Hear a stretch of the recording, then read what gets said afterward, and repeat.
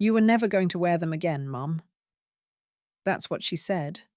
And then she set the pawn ticket on the edge of my table like a grocery list. No apology, no tremor in her voice. Just a shrug, the way people do when they're finished with a conversation they never really had. I watched the ticket ease closer to the sugar bowl each time the refrigerator coughed. I watched the inked letters pool at the edges where her thumb had pressed too hard. A price. A date. A street I knew because it was where the bus stopped near the used bookshop where I bought paperbacks for $1. They were just sitting there, she added, spreading her fingers, nails like small moons. You're always telling me not to leave things lying around. I didn't pick up the slip. I didn't ask how long they'd been just sitting there, in the small blue velvet box in the top drawer where I keep the spare keys, the heating pad cord, a photo of her at 5 with an orange popsicle stain on her mouth. I didn't tell her those rings had my skin inside them, warm as a palm. Mexico's only cheap if you do it right, she said, which is another way to say she'd been planning this. Tom's got the tickets lined up. You know, before hurricane season. I looked at the chipped mug beside my hand. The crack ran like a hair from the rim to the handle. Not deep, but it made me careful. I learned to drink around it. I could live with hairline fractures. That day, the mug felt like a mirror. I'll pay you back, she said, and her mouth did a quick half smile at the right corner. Don't make it a thing. I folded the dish towel once, slowly. The towel had a pattern of lemons, faded to ghosts. The silence sat between us like another person, one who knew when not to speak. She kissed the air near my cheek and left. The front door clicked like a tongue. The refrigerator sighed. I slid the pawn ticket into the sugar bowl and closed the lid, as if sweetness could keep it from dissolving.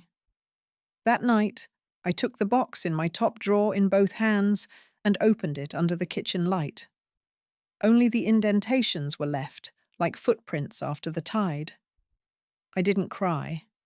I just closed the lid, like I was shutting a little door on a room that had been emptied.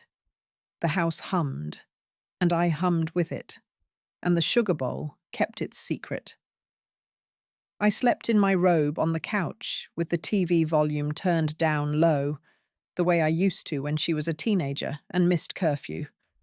Back then, I'd wake when the door moved an inch. Now the house was the one keeping watch, creaking and settling, a faithful old dog beside me. In the small hours, I dreamed that my fingers were lighter and I couldn't lift a pot because the weight that did the lifting was gone. Morning came with heat. I made oatmeal and ate it standing. I washed the bowl and left it to dry by itself. Then I took the sugar lid off and read the ticket again. I traced the address with my thumb. A bus route ran in my memory like a vein. Don't make it a thing, she'd said. I have learned, over 72 years, to recognize the moment an object becomes a story. It usually happens after someone tells you not to make it one. I wiped the table and found a crumb of toast under the salt shaker. I caught it with my nail and held it up to the light. It looked like an island. I let it fall into the sink and watched the water take it.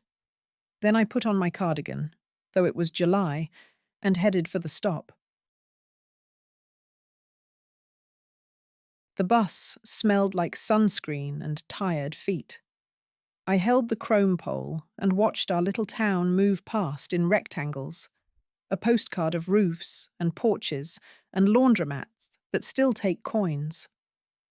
The pawnshop sign was a sun-bleached yellow. The bell above the door had that brave, bright sound bells have when they don't know they're in a pawnshop. "Morning," the man said, like it was something he offered at a discount. He had a good face for bargaining, friendly forehead, careful eyes. A small tattoo of a sweet pea near his wrist softened him. I said my name. He glanced at my shoes, and then at the sugar-stained ticket I held like a passport. When I slid it across the glass case, the bell seemed to ring again inside my chest. "She sold them," I said, and the word sold felt like chewing a clove. They were my rings, wedding and anniversary. He leaned on his hands, patient as a barber. "If they're here, we can talk," he said. "Sometimes things move quick." "Quick," I echoed. "How long is quick when 47 years have gone by since a boy put a ring on your finger in a church basement and your cake had daisies? How quick is quick when you've lived with a man who's been dead for 18 years and you still set a cup for him on Sundays by accident?" He brought up a list on a screen. I watched his finger travel, his mouth moving a little.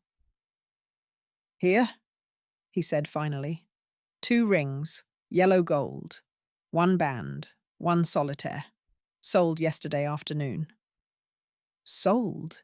I repeated, as if there were a way to misunderstand it. "Not pawned."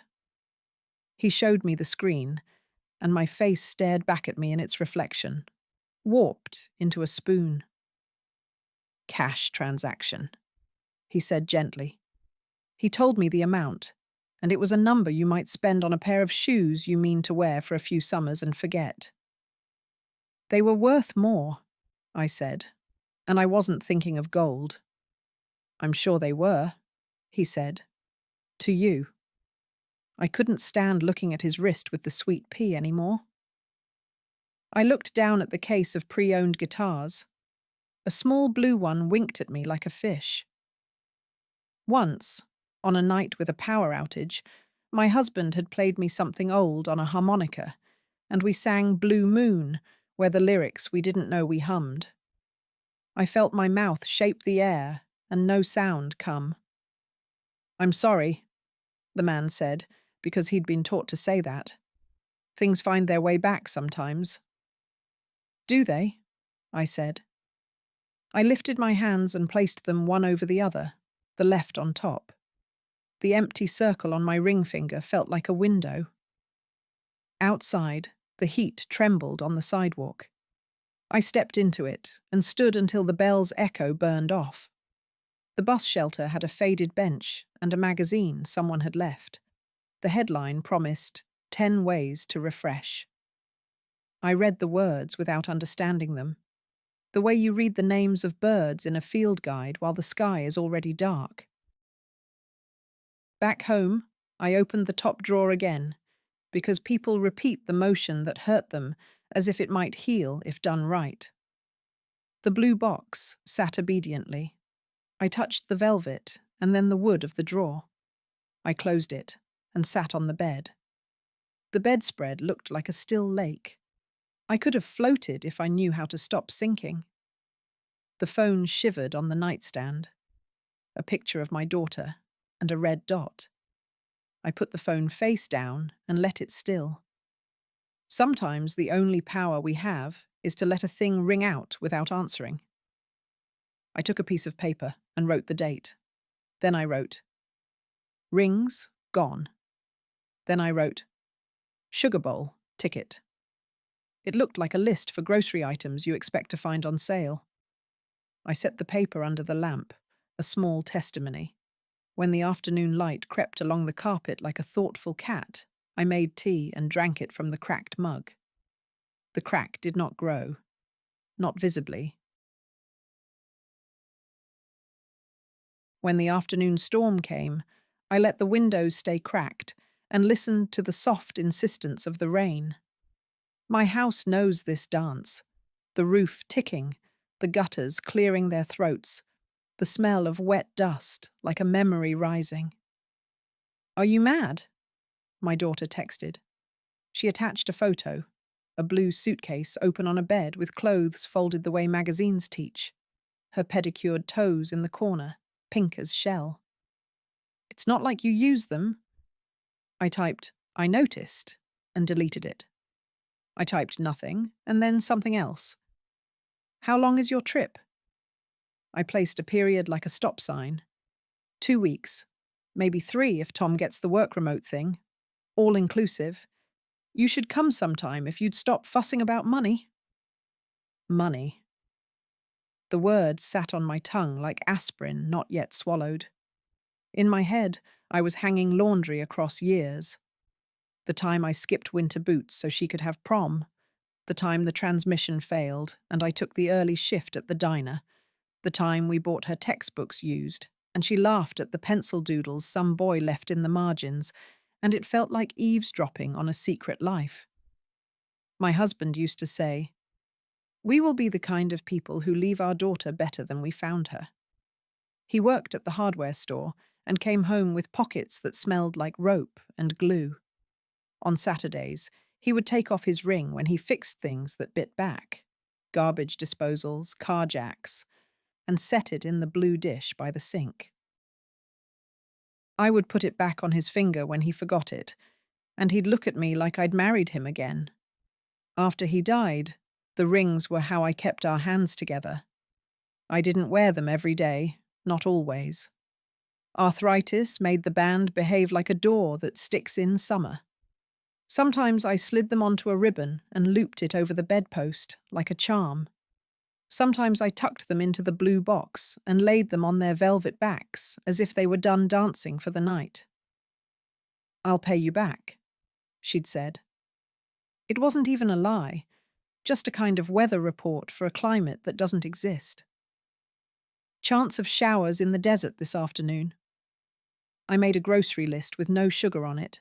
I wrote eggs, bread, apples, the good tea, and underlined the tea because sometimes it helps to make a ceremony out of small things. I pulled a rubber band around a stack of old mail, and the tax bill slid out like a fish. I set it aside. Numbers are truer than words when they come from the county. They do not apologize.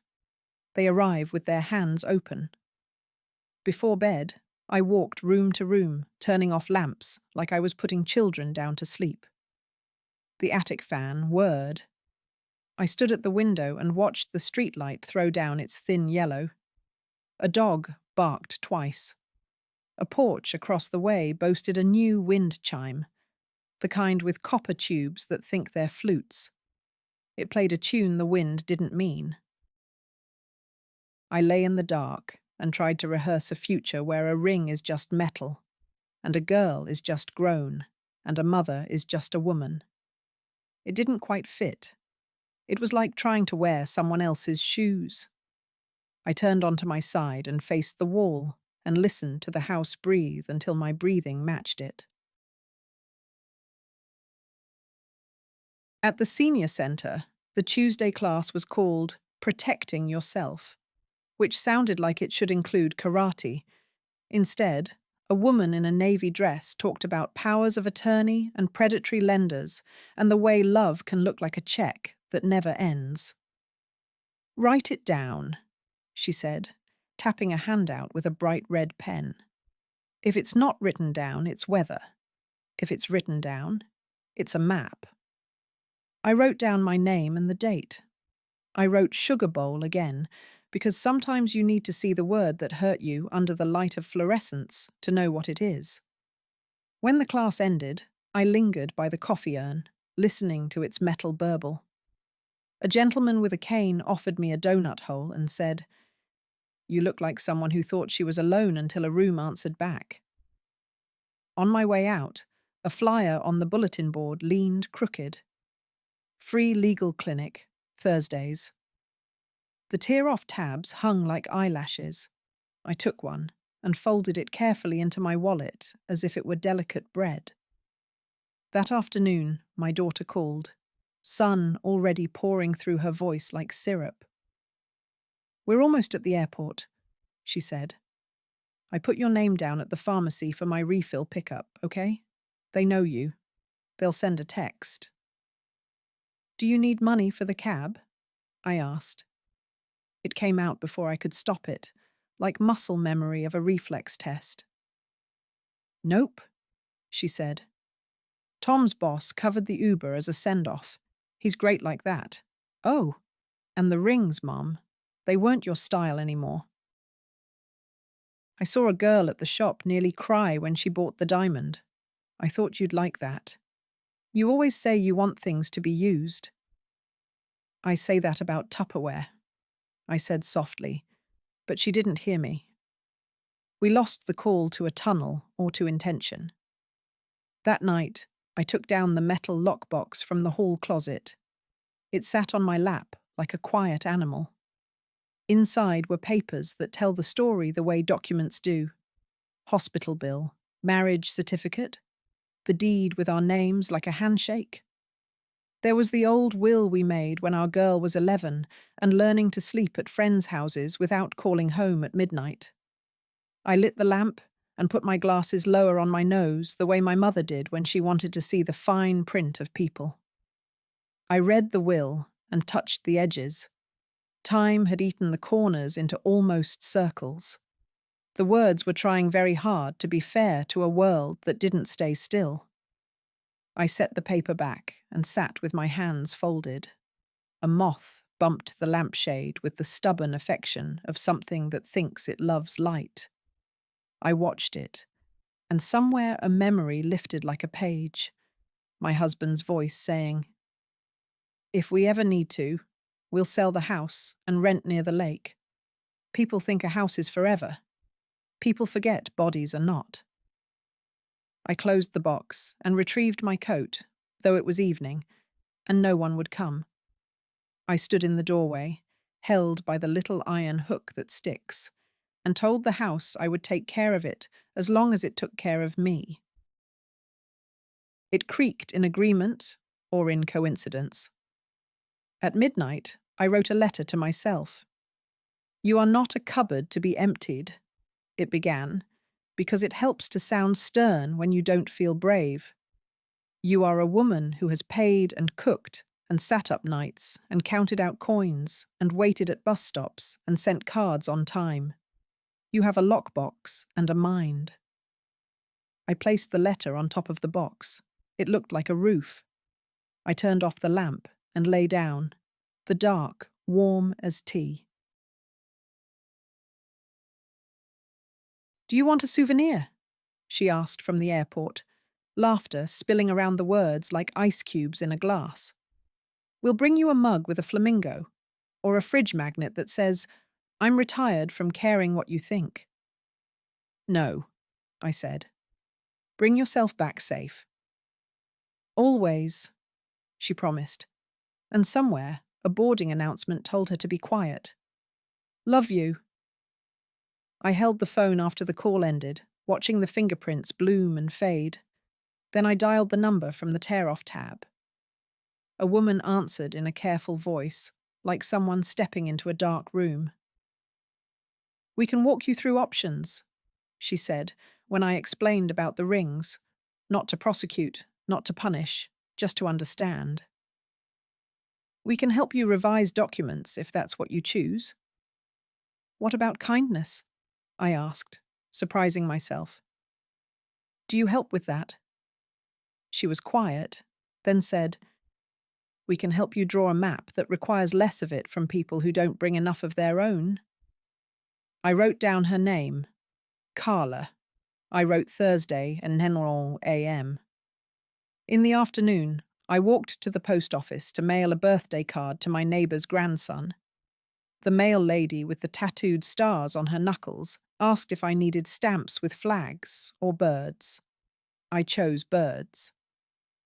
"They look like they know where they're going," I said, and she smiled like she understood the joke I wasn't making. On the way home, I passed the jewellery store that's not a pawn shop, the kind with lighting that makes every stone seem like a good decision. In the window, a pair of wedding bands rested on a black pillow, as if they'd just finished napping. I stood on the sidewalk a long time, until the owner flipped the sign from open to closed, and, seeing me, lifted a hand in a neighbourly way. At dinner, I microwaved a baked potato and split it down the centre, adding butter that melted into small golden lakes. I ate slowly, like it might turn into something other than what it was. I washed the plate and dried it and slid it into the cupboard, where it made that small, familiar clink against its neighbours. The sound of things knowing their place and being gentle about it. That night, sleep kept getting caught on the hem of worry. I thought of Mexico's blue water and my daughter's laugh and the pawnshop bell still ringing in some part of me that hasn't learned about stopping. I reached for my phone and scrolled too far back in photos. Her first day of school in a red jumper, her driving test, triumphant behind the wheel of a car that would later leak oil like a secret. Her 35th birthday, when she asked me not to invite any of my friends because it wasn't their scene. The ring sparkled on my finger in that last picture, like it was making a promise I never thought to write down. I plugged the phone into its cord and lay very still. The house ticked at its seams, summer settling itself. Somewhere near 2 a.m., I felt my breath find the rhythm of the ceiling fan. It was the first promise I could keep. The legal clinic met in a room that smelled faintly of copier toner and coffee. On the wall hung a watercolour of a lighthouse that seemed to be pleading with the fog. Carla met me at the door. She had the sort of hair that does what it is told, and shoes that look like they believe in arch support. "I'm glad you came," she said, and didn't ask me why I waited until now. She listened while I told the story simply. Rings, ticket, shop, price. She nodded when I paused, like a metronome for grief. "I'm not here to get her in trouble," I said. "I'm not even sure she meant to hurt me.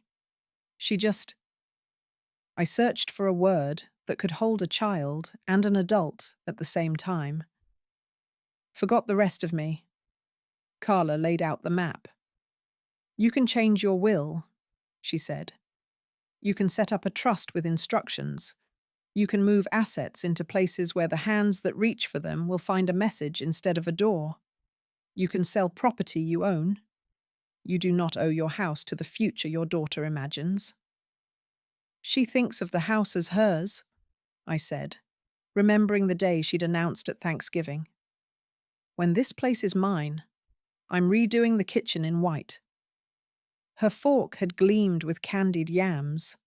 Tom had agreed with a grin, and I had noticed the way he didn't look at me while he did. "If you want to continue helping her, you can," Carla said.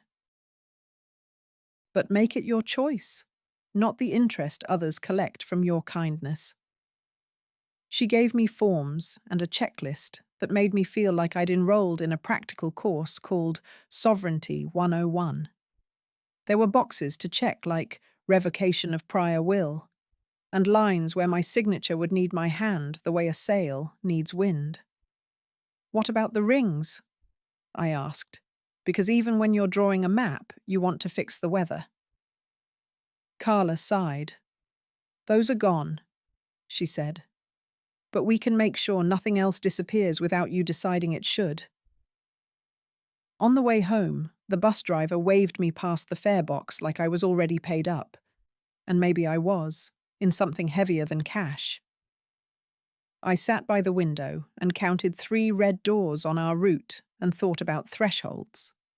At home, I opened the lockbox and laid the new papers on top of the old, the way you put a blanket over knees that still work but have learned to appreciate warmth. I called a real estate agent whose name I knew from the little calendars that come in the mail. We set an appointment for Tuesday at 2. When I hung up, I walked to the blue box in my dresser and opened it one last time. The velvet showed its pale shadows, the way water shows where boats were, if you look quick enough before the surface forgets. I touched the hollows, and for the first time felt not the loss, but the shape of my own hand. The world had been telling me what I was missing. I was beginning to hear what was still here. The phone buzzed. A text from my daughter. A beach, her knees sandy, a glass with a paper umbrella. We did a catamaran, she wrote, a small fish emoji. You would have hated it, I typed. I'm glad you're safe. Then, after a breath that felt like stepping into cold water, I typed, We'll need to talk when you're home.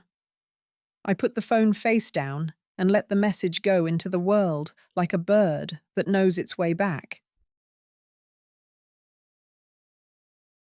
Your house is lovely, the realtor said, with a voice like the radio when you tune it just right. It has what buyers call good bones. So do I said. And she laughed, which helped. We walked room to room, and she nodded at my tidy habits, beds made, pictures dusted, the lemon oil on the dining table shining like a secret. I'd suggest decluttering, she said gently, gesturing toward the shelves where photos crowded like guests who are staying too long. Not your memories, just the duplicates you carry for other people. I stood in the hall, where the light picks up the dust and makes it look purposeful. I thought of my daughter's future kitchen in white. I thought of the mortgage I had paid with tips and coupons and holidays, where we ate ham, not because it was festive, but because the store had it on sale. If we list it now, you could have offers within a week, she said. It's a good market for sellers. Sellers. The word stood at attention, like a soldier in my mouth. I'll need to find a place, I said. I'm not going far. Just somewhere small that doesn't mind the sound of a woman's thinking. We smiled at each other in the uncomplicated way strangers do when their arrangements have the outline of kindness. After she left, I made a stack on the dining table. The wedding album with its white tissue sheets like breaths between pages. The school reports with her name written in fat pencil. The postcards from the road trip we never took but pretended we had by buying them at the gas station in town and addressing them to ourselves from imagined towns. I found a photograph of my husband in the backyard, building the treehouse that leaned all its life and never fell. He wore the ring on a chain around his neck, the sun making a small fire of it just below his throat. On the back, in my handwriting, I had written, "Here is a man who makes room." I looked at the clock. 5 o'clock is a good hour for bringing things home. Sons from fields, husbands from work, yourself from worrying. I folded the picture into a new envelope and wrote my own name on it. Sometimes you have to mail yourself what you already have. The phone rang. Guess what? My daughter shouted over the sound of a blender. We're swimming with dolphins tomorrow. Also, don't freak, but I put you down as my emergency contact at the resort. If they call, just say I have no allergies. Of course, I said. It costs nothing to be steady for someone on vacation. Be careful. Always, she said, like a charm. I walked to the bedroom, stood before the dresser, and placed my palm flat on the blue box. I spoke out loud, because some truths are shy and need to hear themselves. I am allowed to change the map. And then, because I have always liked a well-made bed, I smoothed the coverlet again until the cotton lay like a quiet lake. I sat on the edge and listened to the house be brave with me. When you pack to move, you touch everything you own the way a nurse touches a patient, lightly and with purpose. I found the scarf she made in 2nd grade, all holes and courage. I found the glass paperweight my husband won at a fair by guessing the weight of a pumpkin. I slid my fingers into the old winter gloves, felt the way the leather had remembered the shape of me. Neighbours came with boxes and opinions. Don't lift, they said. So I lifted the small things, envelopes, wooden spoons, the measuring cup with the faded red lines where I learned, for the 1000th time, that a cup is not always a cup, depending on your hand. I taped a label that said, linen closet, keep, and another that said, donate. and the third label I wrote carefully. Let go.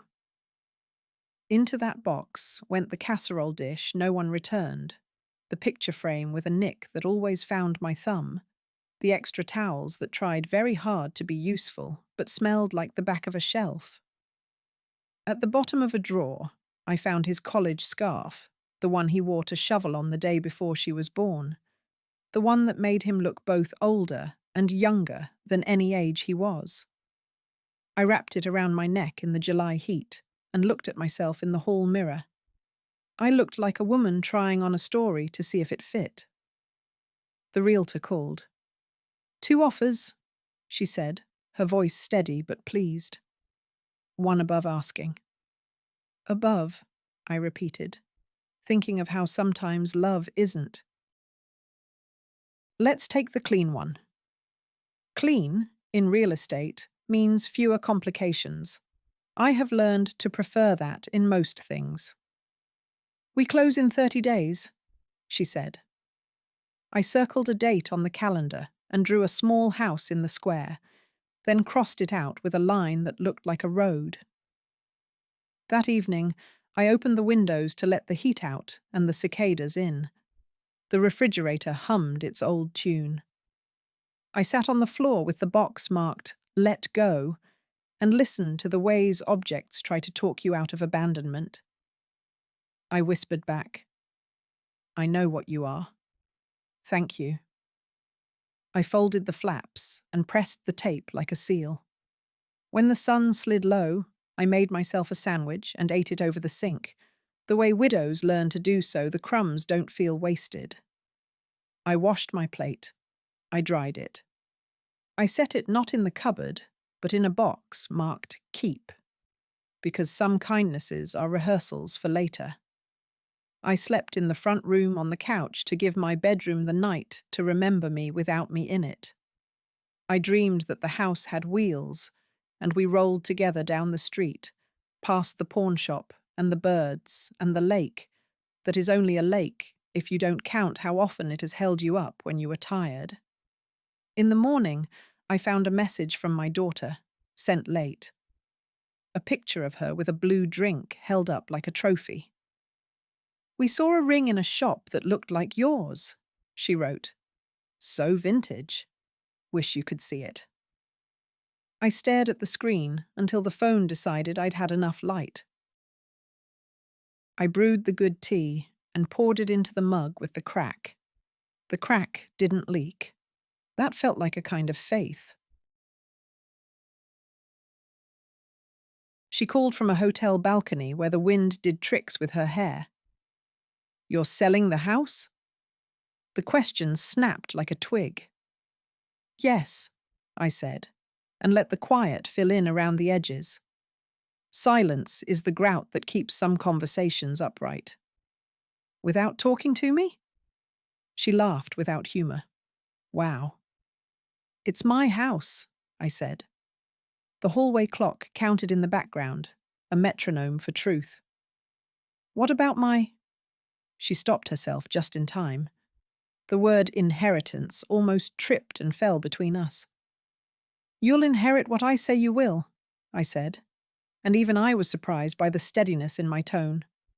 We'll be explicit, soon. She exhaled.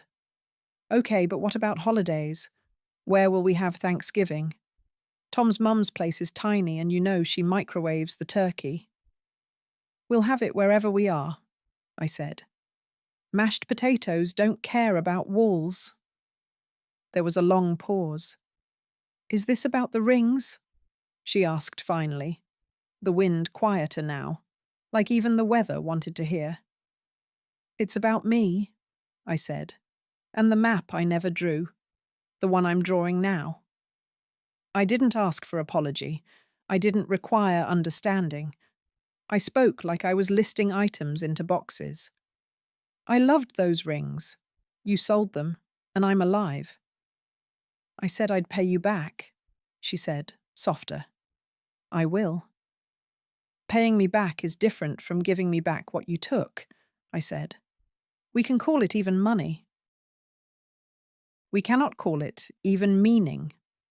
The word hung there, trembling a little like anything balanced on a railing. "Okay," she said eventually. "Okay." After we hung up, I stood in the kitchen and let my hands rest on the counter, the way a person presses on a surface to tell the world they still mean to stand. I pulled a spiral notebook from the drawer and wrote, "Plan." Then I wrote numbers, not because numbers save you, but because they make islands in a sea. I called the senior apartment complex by the park. "We have a studio with a view of the community garden," the manager said. "There's a waiting list, but people who call with purpose tend to find a spot." "I have purpose," I said, and could feel it, steady as pulse. We set an appointment. That night, the house had its ghosts up late. They weren't scary. They were just busy, like they had a long list too. I lay in bed and felt my heartbeat like a small drum. I remembered the day I found out I was pregnant, the shock, and then the quiet wash of, "I can do this." I let the memory sit beside me until we both fell asleep, the way two people do when they are at peace with different dreams. The senior complex smelled like sunlight on plastic chairs and something frying in a pan. A woman watered basil with the seriousness of someone baptizing a child. A man with a navy cap nodded to me and said, "Good morning, young lady," which is what men of a certain age say to women of mine. The studio had a window that knew when to catch light. The closet was honest about its size. The kitchen was more suggestion than decree. I stood in the middle of it and felt the way a small space asks you to make choices. I have learned to like questions that don't pretend to be answers. "We hold bingo on Wednesdays," the manager said. "Tai Chi on Mondays. We have a bus that takes folks to the grocery store, and a book club that never finishes the book. It's mostly for the conversation." "I like unfinished conversations," I said. "They make room for a next time." We sat at a laminate table and went through paperwork that had enough lines to make me feel like a real person. When I signed my name, my hand shook not at all. "Welcome home," the manager said. The phrase hit me lightly, like rain you didn't think would come. On the way out, I met a woman with a bright scarf and sharp eyes. "First day?" she asked. "First looking," I said. "Grew up here?" she asked. "Raised a daughter here," I said, which is the same thing in some languages. "Lost a husband here and found myself again 3 times." She put her hand on my arm for a moment. "You'll like it here," she said. "Nobody asks you to be furniture?" Back home, I put the kettle on and stood by the window, watching the mailman shape the afternoon with envelopes. The phone rang. "We saw ruins!" my daughter shouted, breathless and happy. "Old stones and hot sun. I think I got heat stroke." She laughed, and it sounded like the old days when laughter was a game we played without keeping score. "Drink water?" I said. "Find shade." "Always," she said. After the call, I sat at the table and wrote a letter. "Dear Elle," it began. L for her name, for love, for lineage. "By the time you get this, the house will be in escrow, and I will have signed a new will. I have set aside a modest amount for you to be given when it will not harm either of us. The rest will go to a fund for women who need a place to sleep, while the ground under them rearranges itself." I paused. I looked at the sugar bowl and the blue box and my hands. I wrote, "I was a good mother, as well as I knew how. That is different from being a purse." I folded the letter and did not seal it. Not yet. Words need air before they are buried. Closing day is a ceremony for people who don't like ceremonies. You sign where stickers tell you to. You show your driver's license to a woman who has seen a great many faces age in fluorescent light. You hand over keys that have learned your habits, the way you jiggle the lock so the door will admit you without insisting you're a stranger. Congratulations, the title agent said, and I shook hands with a young couple who had plans for a white kitchen and babies with names you can embroider on small towels. I wished them well with a sincerity that surprised me. I walked to the parking lot carrying a check that felt as heavy as a duty. At home, I set the keys on the table and took a picture of them, because it helps to say goodbye in a language you can hold. I texted the picture to my daughter with the words, "Today." She sent back a heart, then another, then a question mark. "Are you mad?" she added. "No," I typed. "I am done." In the afternoon, I held a small garage sale that was more like a ceremony where objects receive blessing to go live other lives. The boy from 2 doors down bought the rusty rake because he liked the sound it made on the driveway. A woman admired the linen tablecloth with the coffee stain shaped like Nebraska. "It looks like it's been somewhere," she said. "It has," I answered, and we both understood more than we said. A man offered me $1 for the cedar chest I had guarded through 3 moves and 2 floods, and 17 family arguments about who would get it someday. I sold it to him for exactly $1. He lifted it like it was the Ark of the Covenant. I watched it leave with a kind of joy I can't explain, then went inside and made a tuna sandwich to give my hands something holy to do. Toward evening, while the sun made our street look better than it deserves, I took the blue velvet box and placed it in the donate pile. I did it the way you cross a bridge. Halfway across, I stopped, turned back to look at the shore, and then kept going. The box made no sound in the cardboard. Even emptiness can be quiet. At bedtime, I stood in the doorway of each room and said thank you in my head, the way you do when you've eaten well, and no one had to be asked twice to pass the bread. I slept with the window open so the house could breathe me one last time. I dreamed of a ring that was a door, and when I opened it, there was a garden with chairs, and all the chairs were facing the same direction, toward a tree that remembered a little girl climbing and not falling. "What do you mean you sold it?" she said into my ear before hello, her voice already shining with the kind of heat that burns bridges you didn't even know you had. "I mean the sale is done," I said.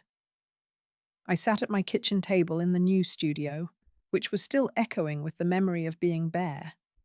The good tea steamed in its mug like a small train. "You can't just—" She stopped, and I waited. The silence offered her choices. She chose, "What about my share?"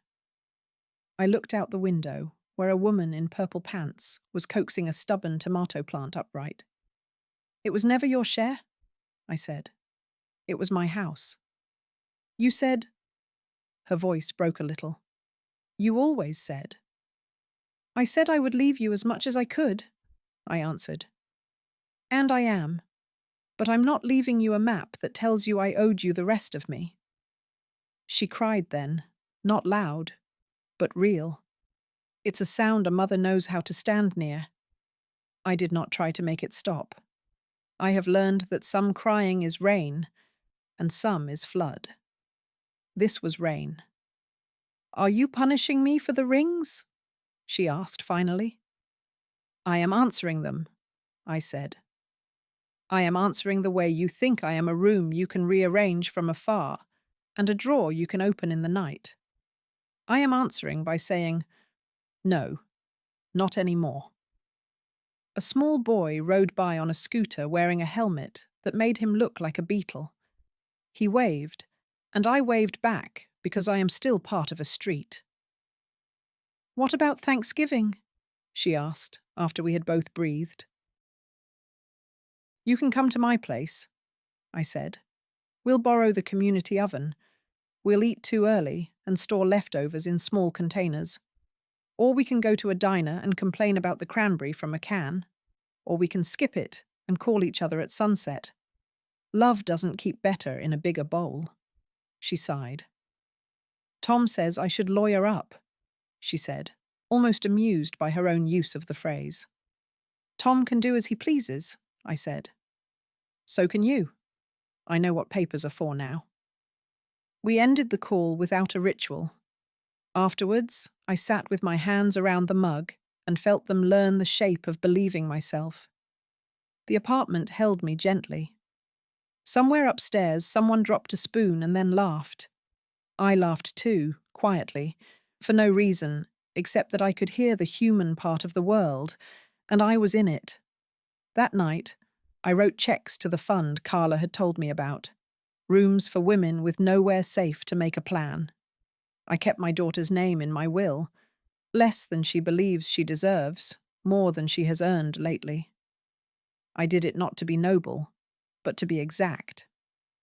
Then I took a walk around the complex. The basil smelled like a story I'd heard before. The sky was red at its edges. I counted 6 porch lights and 1 open door. On the bulletin board, a sign read, Community Picnic. Bring a memory. I wrote mine on an index card. Today I did not apologize for taking care of myself. I pinned it with a safety pin. It hung light as something made of paper and truth. I went back to the pawn shop, not because I thought I'd find the rings, but because I wanted to learn what a place like that sounds like when the person who hurt you isn't in it. The bell did its brave, bright sound. The man with the sweet pea tattoo recognized me and nodded without pity. I kept a copy of the receipt, he said, as if that might help me frame the absence better. I don't need it, I said. I wanted to see where loss lives, and it doesn't scare me. He smiled a little. We have a bracelet today that reminds me of a fence in a good neighborhood. I looked at the bracelet and decided it wanted to live on someone's wrist that was still learning.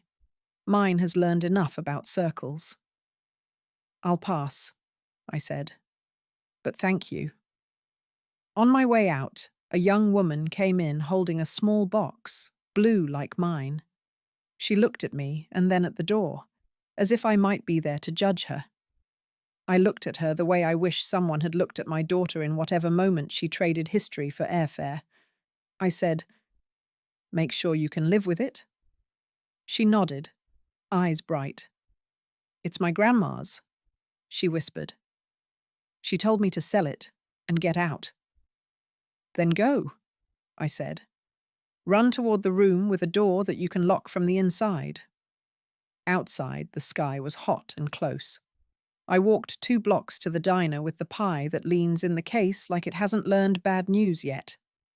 I took a booth and ordered meatloaf because comfort should wear gravy. The cashier, a girl with a soft tattoo of a sunflower on her wrist, asked how my day was, and I told her, I just learned how to spend something and not regret it. Nice, she said, pouring coffee. I'm saving for boots for winter, the kind that make you taller than your worst day. I left her a good tip and a note that said, You are already tall. On the sidewalk, I passed the used bookstore and went in because bookstores are churches for people who want their sermons bound. I bought a novel about a woman who decides she is not a bridge and refuses to be walked on. At the register, the clerk said, Oh, this one has a quiet ending that isn't neat. And I said, Perfect. Back home, I stood by my window and watched the basil woman deliver a Tupperware container to the man with the navy cap. He pretended to refuse, then took it as if surrender were a dance he liked. I held my book and felt the relief of not having to make everything right to be allowed to keep breathing. I placed a ring on my finger before bed, one I bought at the thrift store, a simple silver band that didn't belong to any story but the one I was living. It fit where the old one had fit, as if that finger had always been waiting for the sigh of metal. It wasn't a replacement, it was punctuation, a period, Maybe a semicolon? I sealed the letter to my daughter on a Tuesday, because Tuesday sounds like a day that can hold truth without asking it to sing. I walked it to the blue mailbox on the corner, where the paint has been touched up so many times it looks like armor. I slid the envelope in and listened for the soft thud that tells you a thing has left your hand. In the letter, I had written what I could bear for her to know and what I needed myself to believe. "You are my daughter, not my invoice," I wrote. "I loved you through fevers and field trips and the way you forgot to call on Sundays. I love you now. Loving you doesn't mean I have to be landscape you develop to your taste."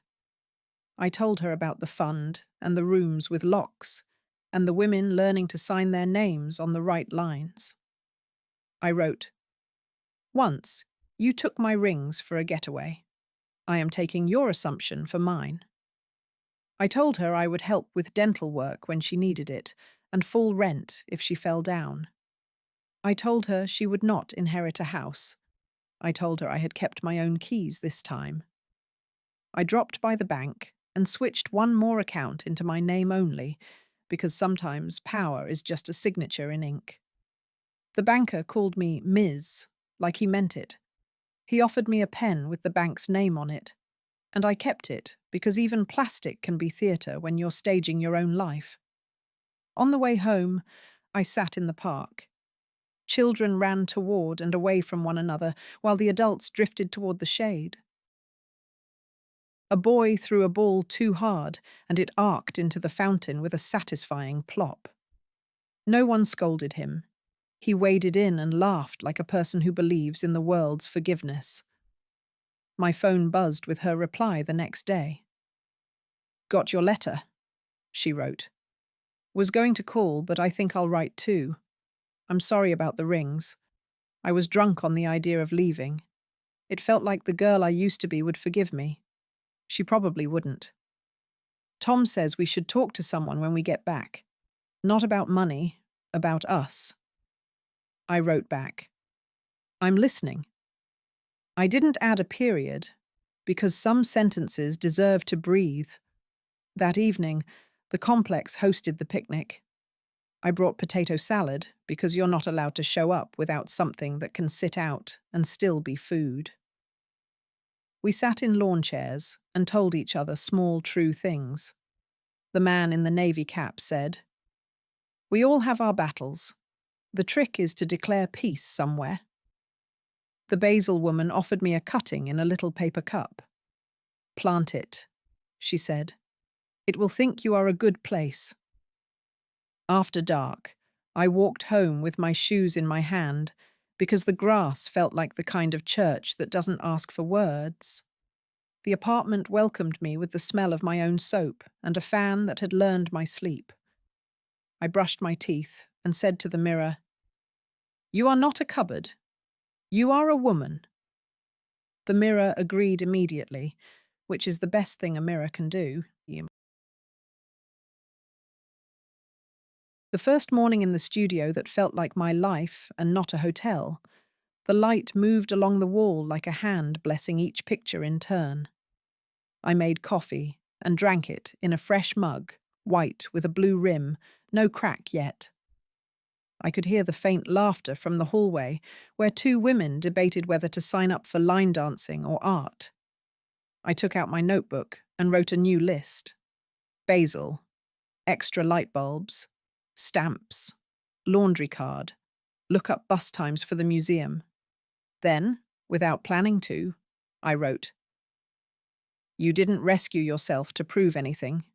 You did it because you wanted to live inside your own name." At 10, there was a knock.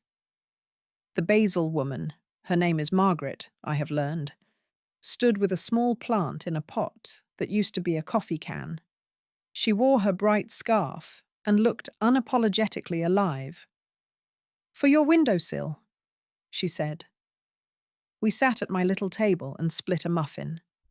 We didn't talk about children until we were ready. When we did, we told the one story mothers can tell without lying. We did our best with what we knew. We are learning more. We have the right to change. After she left, I washed the plate and set it to drain. The water ran and stopped. The refrigerator hummed. I felt my pulse meet both sounds and weave itself into their small domestic song. I thought of my daughter on a plane somewhere above the dark blue, and of the day she would come to visit, and we would sit on this thin rug with takeout and let the quiet do most of the work. I picked up the simple silver ring and turned it on my finger. It shone like something that doesn't need a story to exist. I liked that about it. My husband would have liked it too. He would have grinned and said, "Look at you," in that voice of his that made ordinary words into medals. He would have been proud of the way I sold what needed selling and kept what needed keeping. My breath, my right to stand in my kitchen and name myself. In the afternoon, I walked to the bus stop. The sun made the metal bench hotter than it had any right to be. I sat anyway. A teenager waited nearby, earbuds in, the beat leaking out like a secret he wanted found. He looked at my hands. "Nice ring," he said, surprising me. "Thank you," I said. "It's new to me." "Cool," he said, the way the young say a word that covers everything from grief to genius. The bus pulled up, its sigh like a world making room. I paid my fare and took a seat by the window. As we turned onto the main road, we passed the pawn shop. The bell rang for someone I didn't know. I thought about doors, how some are circles, some are squares, some swing. Some require you to push hard where the paint has worn thin. We passed the old street where my house used to hold me. The new owners had a white refrigerator in the garage and a kid's bike with a banana seat I recognized from the year Nixon resigned. The treehouse had been replaced by a hammock. I lifted my hand, a small wave, and let the past see me not as a ghost, but as a woman on a bus going somewhere on purpose. The museum smelled like old air and faith. I wandered exhibits that cared about time and how we mark it. In a case, a row of rings from different centuries lay like moons. The placard said, "Objects are witnesses. They testify without speech." I stood there until a guard asked if I was okay, and I said, "Yes, just listening." On the way home, I stopped at the thrift store and bought a small blue velvet box for 50 cents. It was stained at one corner and the hinge was stubborn. I brought it back to my kitchen, cleaned it carefully with a Q-tip and a dab of dish soap, then set it on the windowsill beside the basil. I opened it and placed inside a single folded paper, a copy of the letter I wrote to myself the night I met Carla. I shut the lid gently. Some boxes need new stories. Evening came in with the smell of other people's dinners. The sky rested its elbows on the rooftops. I dialed my daughter. She picked up on the third ring, breathless and happy. "We land tomorrow," she said. "I bought you something in the market. It's not a ring." "I'll make tea," I said. "We'll look at pictures." "Okay," she said, and there was a small tremble, not of fear, but of humility. "I'm glad you're there, Mum." "Me too," I said. We let the quiet do what it does best. Hold. After the call, I stood at the sink, hands in warm water, watching the last of the day filter through my basil leaves. I thought of the title I would give this season if it were a book. A Room with My Name on the Door. I thought of a subtitle too, though no one would see it but me. My daughter sold my rings for a trip. She tripped when I sold her share of the estate. I didn't trip. I walked. I dried my hands on a towel soft from too many washings. I turned out the light and let the hum of the refrigerator and the faint music from a neighbor's radio knit themselves into night. The silence wasn't painful. Not anymore. It just sat beside me, like a friend who knows when not to speak.